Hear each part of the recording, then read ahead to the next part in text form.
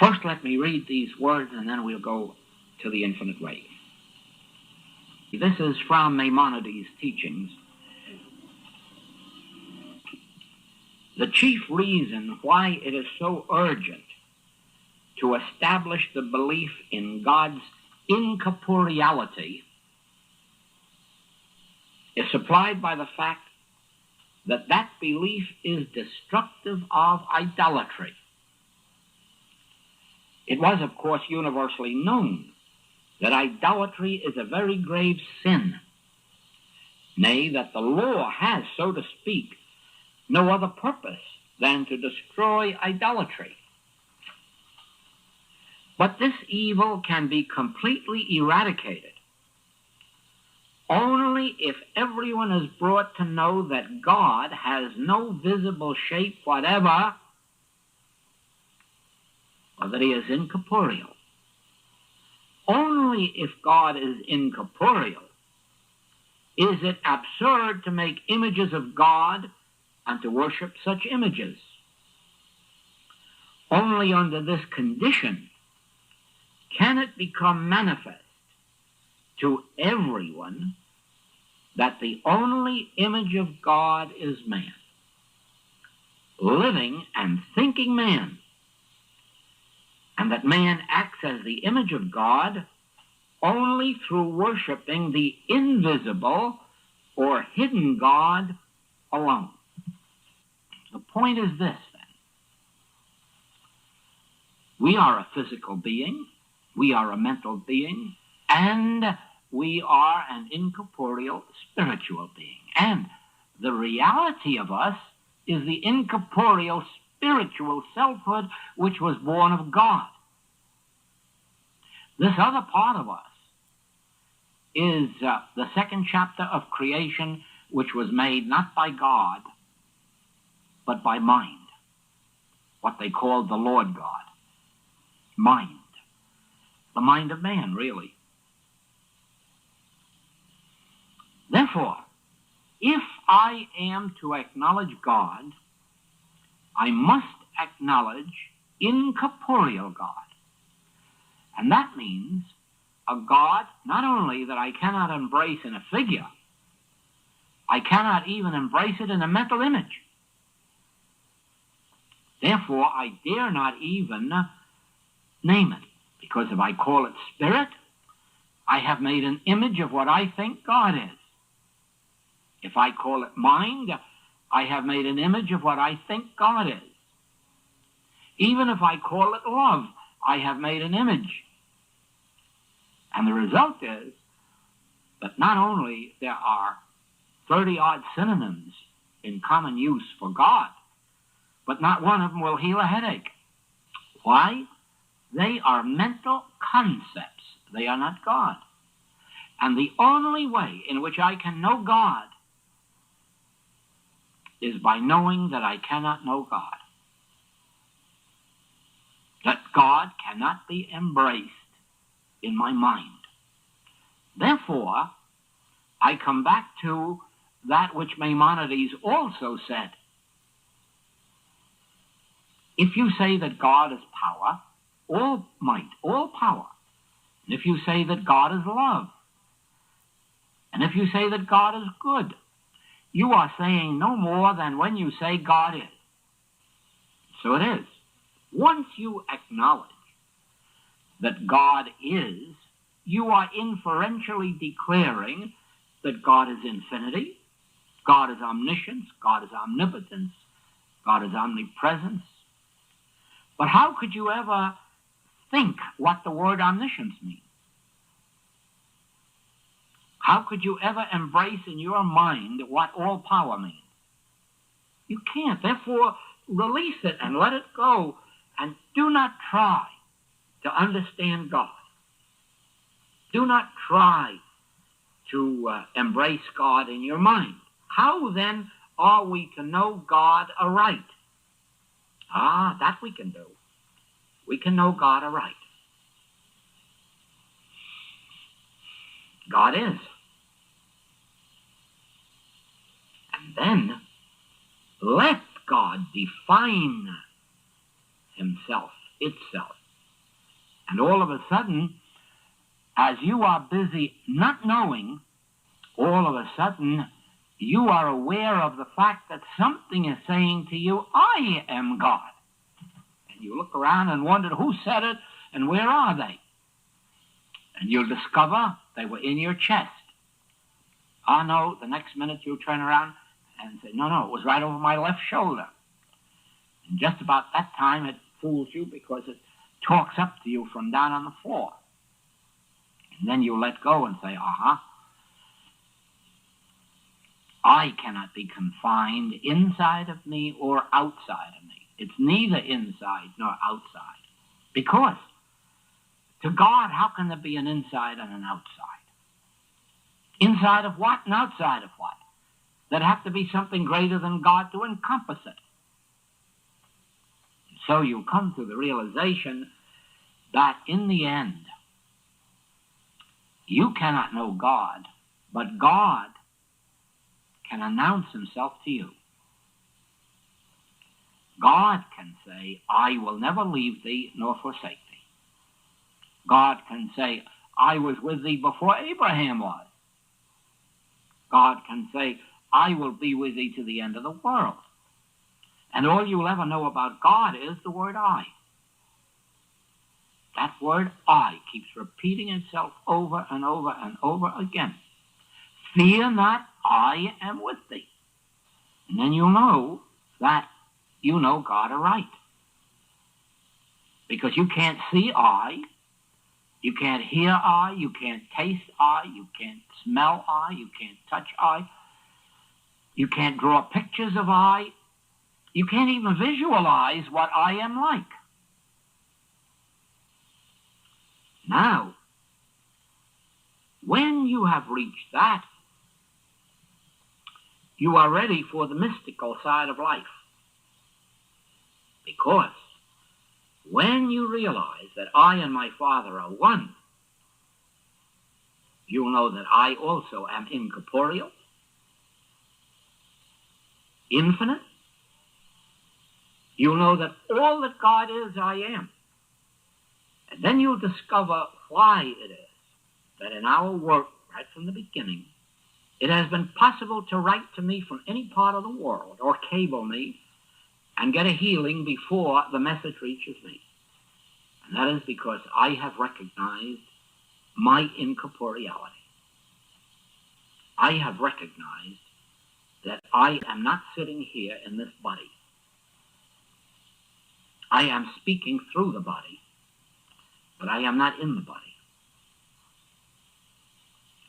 I am where you are.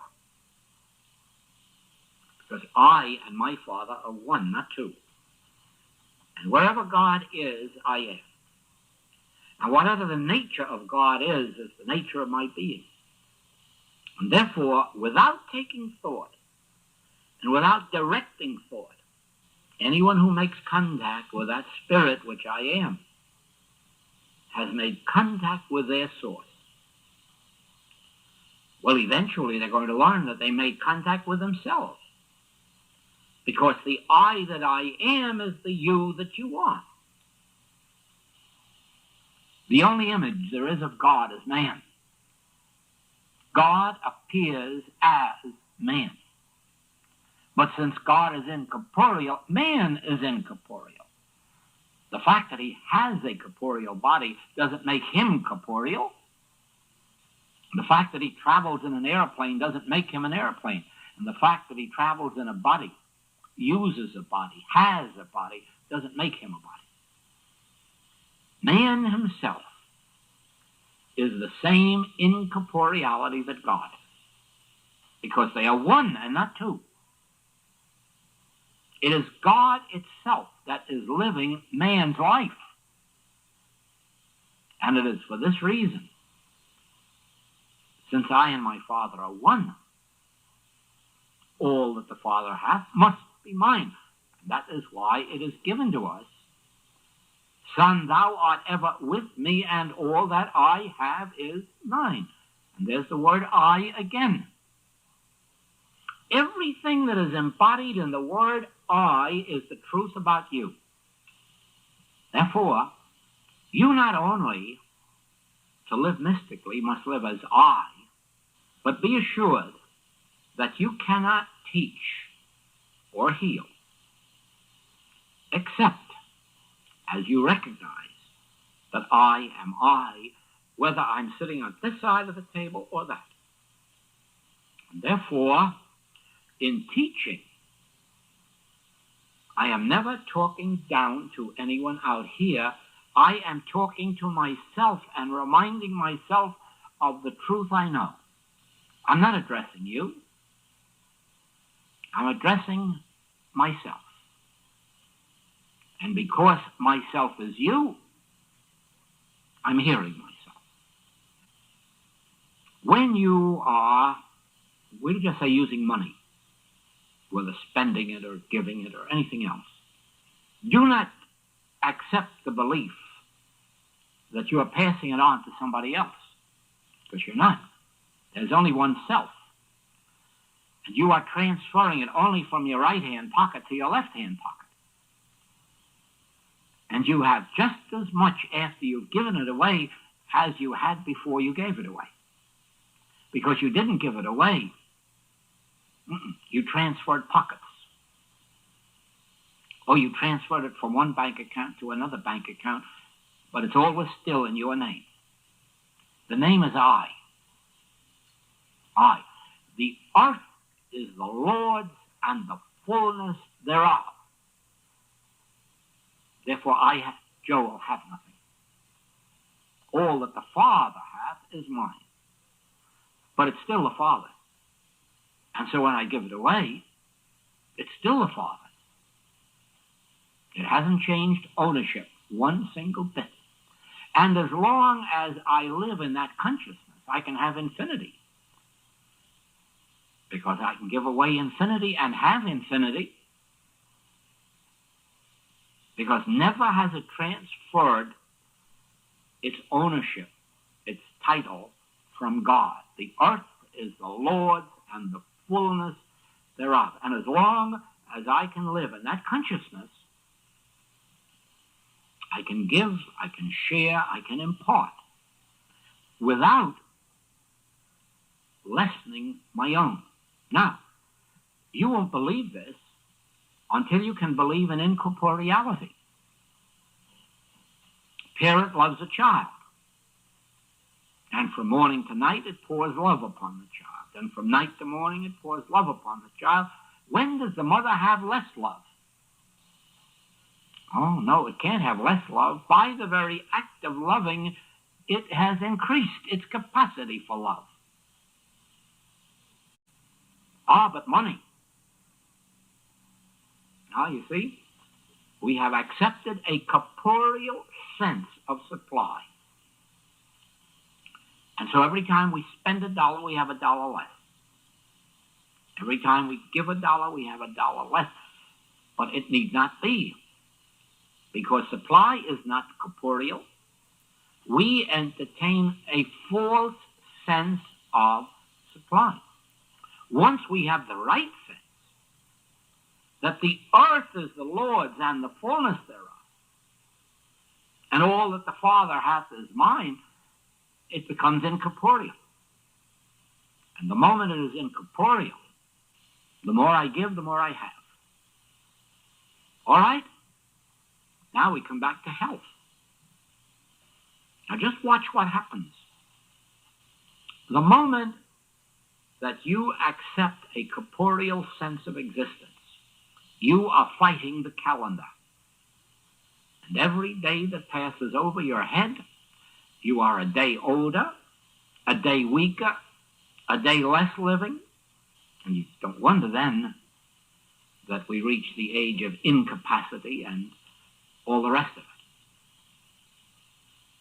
Now see the difference when you begin to accept not only the incorporeality of God, but the incorporeality of man. You know that every day that we live, we get younger and stronger. The more of life we use, the more we have. And if we accept this, By the time we get to be 70, we should go back to short trousers. That's why I have them on, you see. We are starting today the unfoldment, carrying the incorporeality of God into the incorporeality of man, to the incorporeality of body, and the incorporeality of supply. Now, I can prove to you in 1 second that all supply is incorporeal. Yes, there, over there, is on our lawn is a banana tree. But it has no bananas on it. Where are the bananas? Because one of these days they are going to be there. Visible, tangible, touchable. Where are they now? Don't tell me they don't have existence. They must have. If they don't have existence, how are we ever going to see them? And so you'll know all supply is incorporeal. When it appears visibly, we attach a corporeal sense to them. They are as present now as they ever will be. Isn't there? Doesn't the Master give us something on that? Before it's in the ground? Seeds before they're in the ground? Well, you know right well that before there was a seed, there was incorporeality. A seed even has to come out of something, doesn't it? Out of what? Out of what? What does a seed come forth from? You don't know any more than I do, except that I can tell you the name of what it comes out of. The name is consciousness. Consciousness is the fabric and the substance of all form. And consciousness is incorporeal. And as it manifests, we attach a corporeal sense to it. But it doesn't necessarily have to be that way. It is possible in spiritual discernment to behold the incorporeal form. I have beheld the incorporeal form of man hundreds upon hundreds of times. Loads of people in this world have witnessed the incorporeal form of man. Because when you're in the spirit, that's all you can behold. Do you see what I'm trying to say to you? That without spiritual intuition, without spiritual vision, discernment, you cannot see the real things of life. You can only judge by appearances. And you're going to be fooled. The crippled man is going to stay a crippled man. The woman taken in adultery is still going to be a woman taken in adultery. Unless you have spiritual vision that can perceive behind the physical sense and see the incorporeal man and woman and trees and fruits and crops. Because they're all incorporeal. But we entertain a material sense of them. And there is no corporeal creation. We entertain a corporeal sense of an incorporeal creation. And so it is that everybody that has ever made an image of God, everybody that has ever made an image of Christ,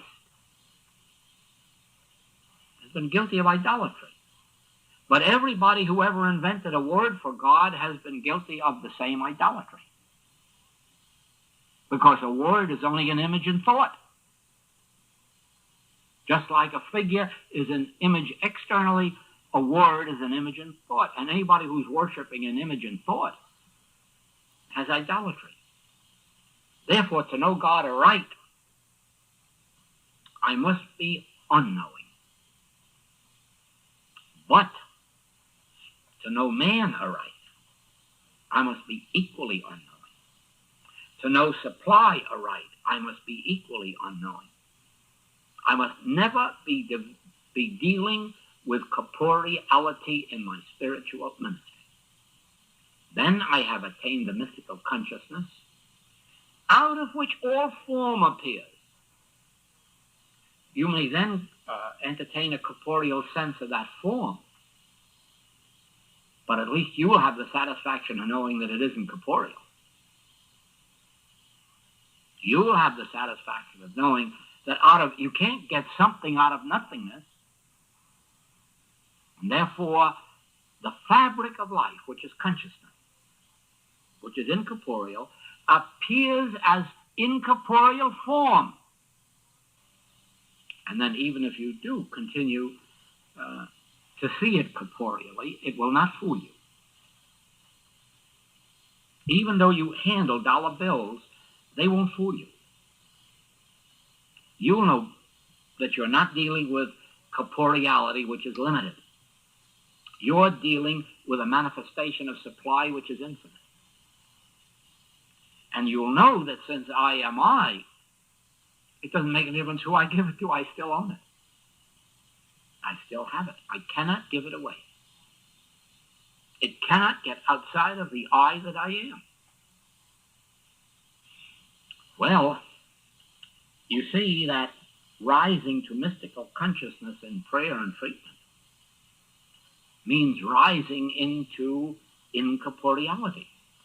And you must start with an incorporeal God, whom you cannot see, hear, taste, touch, smell, or think. Be sure of that last.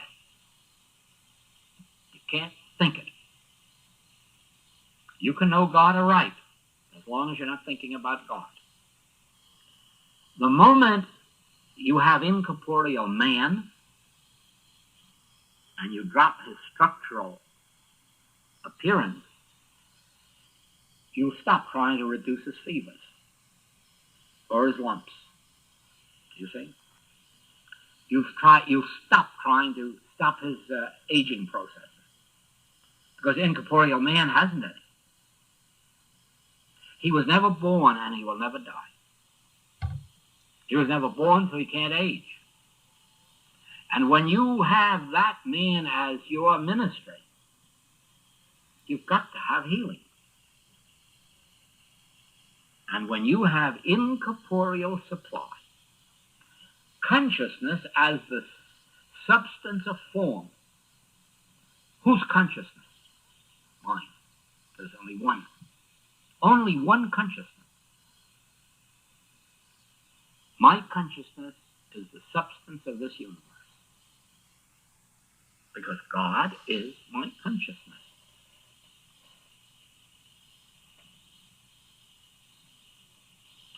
Well, I think we shall retire from the teaching business after today, because there's nothing left to teach. I mean, you can't go beyond incorporeality.